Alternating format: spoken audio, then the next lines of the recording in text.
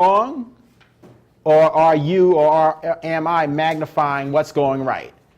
And remember, we talked about this. One of the most critical aspects of dealing with depression or overcoming depression is to get it in its early phases.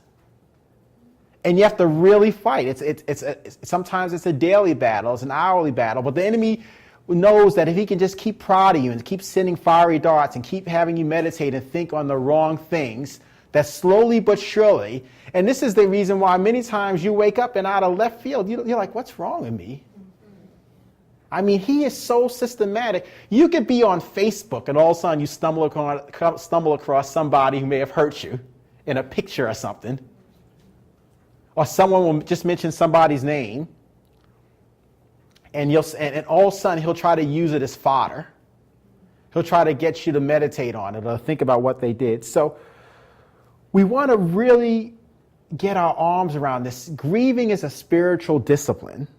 It's a tool that God, listen carefully, gives us to help us adapt to reality. And, one thing I want to say, if you grieve quickly, I don't want to make a blanket statement, but my suspicion is you may have a lot of shallow relationships or shallow investments. In other words, the fact that things hit you on a visceral level means you're an invested person. You're a connected person. In other words, people matter to you. When you lose relationships, they matter to you. If you're pursuing something that relates to your assignment or something that's on your heart, you're invested in it. You're not casually doing it. You are totally committed to it. The fact that it has the possibility and the capability of impacting you on a deep level actually speaks volumes to your heart, to your love, to your desire to be connected with people, to the investment you make in people, to your capacity to love. People who are super quick grievers generally are not really that invested. And that's why you want to give yourself the chance to go through the whole grieving process, because if you've loved deeply, you'll hurt deeply. And as we learn from the life of the Apostle Paul in our teaching on the 8 types of relationships you have to master, if people are generally been the source of hurt that you've been experiencing, people will generally be the source of healing that you'll experience. So I want to keep challenging you about this, because do you realize grieving is one of the most mature things you can do as a believer? And people don't talk about it. Really, you could have dozens, if not hundreds, of opportunities to grieve each day. Do you realize that God has millions of opportunities to grieve every day? What do we mean by that? In other words, he looks at my life, and when I do something that he wishes I didn't do, he now has to adapt to the reality that I didn't follow his plan for me, or I engaged in disobedience. And now he's got to adapt to where I am, because sometimes based on what I've done, I may have put in place consequences. So God is perpetually grieving and perpetually adapting to the fact that, I didn't want her to get in that unequally yoked relationship. I said, be not unequally yoked.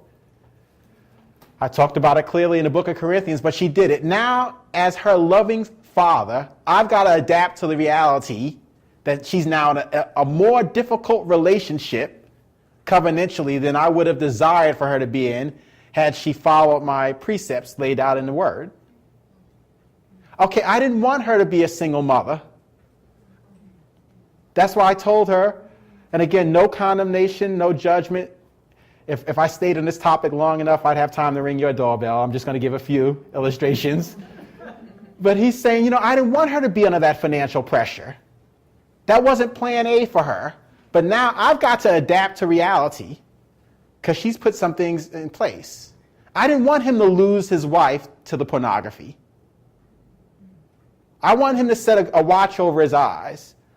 I want him to follow Psalms where it says, I'll set no wicked thing before me. I wanted him to guard his heart because out of it flow the issues of life.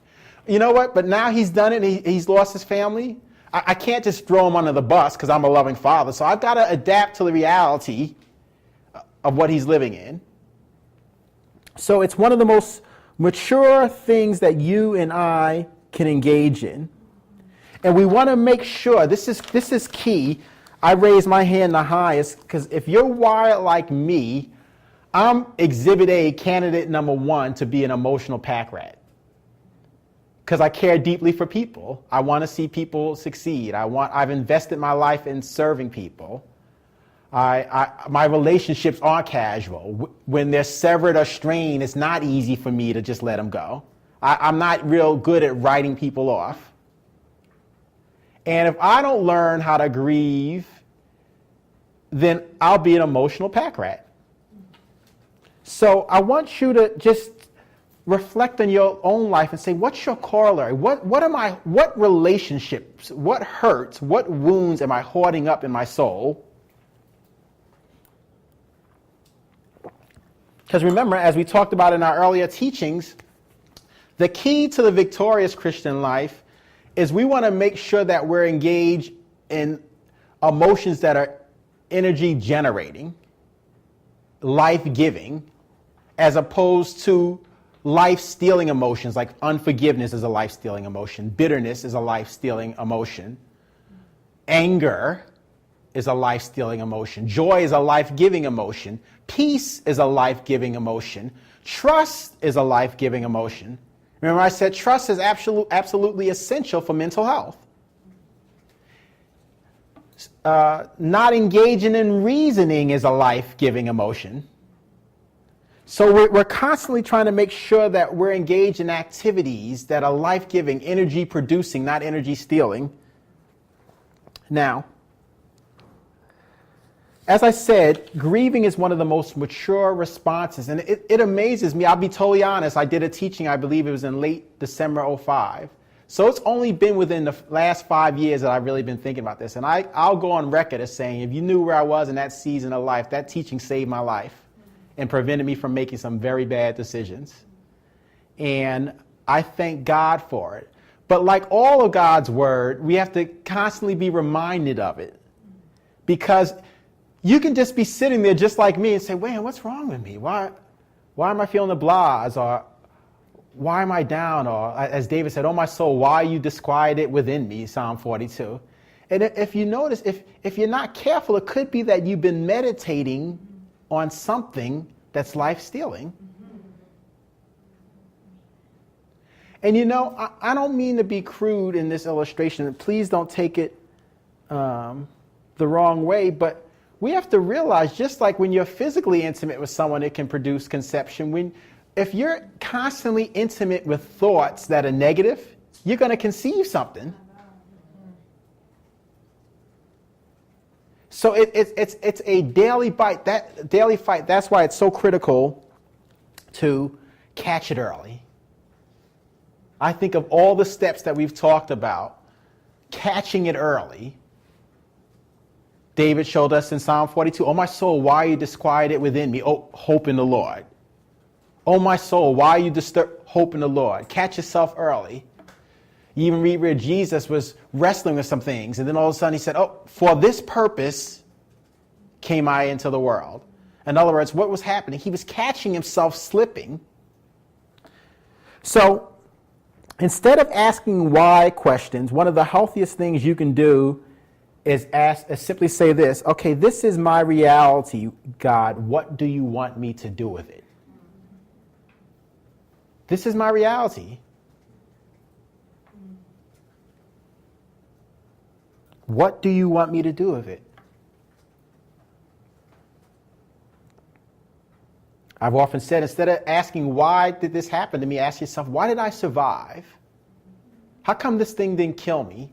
How come I didn't crack? How come other people in my family, this took them under and I'm still alive? I'm still believing. I'm still hoping. I'm still trusting.